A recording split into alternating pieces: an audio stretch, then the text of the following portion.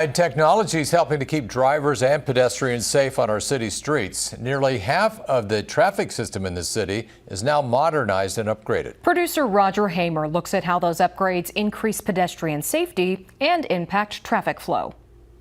Trying to cross a busy Dodge Street can be a difficult task for pedestrians. That's why we rely on these signals telling us when it's safe to cross. But that doesn't guarantee our safety. Some drivers need to remember that red means stop, not go. This light was red for more than 4 seconds and a driver still made a left-hand turn. While the city cannot fix poor driving habits, its traffic light communication system is being upgraded with fiber, replacing the still functioning but outdated version.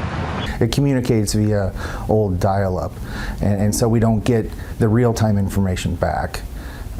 But where we have made upgrades, we do get a lot of new features that help us make things more efficient and safer. Locations where you know we've upgraded equipment is where you might see a yellow flashing arrow. We now have the capability through fiber communications to have traffic monitoring cameras. Those provide us with the capability to actively monitor areas that might be normally congested. City traffic engineer Jeff Rieselman says the yellow turn lights initially confused some drivers, but most have adjusted. The flashing turn light is more visible for drivers. A solid yellow means the light will change to red.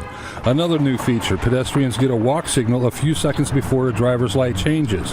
That puts pedestrians more in the driver's view. As for those cameras at intersections, Rieselman says they replace sensors, giving traffic engineers a better picture and the ability to adjust flow during high traffic times. In the Blackstone district, this center turn lane, along with signage warning drivers that pedestrians have the right of way, have reduced driver speeds by about 5 miles an hour.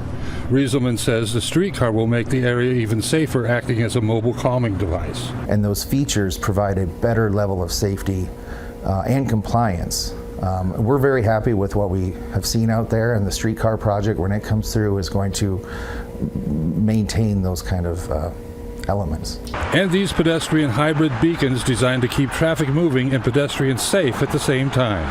It allows traffic to continue if the pedestrian has completed its crossing. By a flashing red, exactly. So they need to stop when it's solid red, and then the flashing red traffic can then continue if no other pedestrians are present. Rieselman says these beacons will be more in the middle of a block than at intersections. But risk is always present when you cross the street, and I would urge all pedestrians, no matter what level of features exist, to do the old-fashioned look both ways. On your side, Roger Hamer, WOWT 6 News. The city has nearly 1,000 traffic signals. Federal funds are helping pay some of the cost of the upgrade. News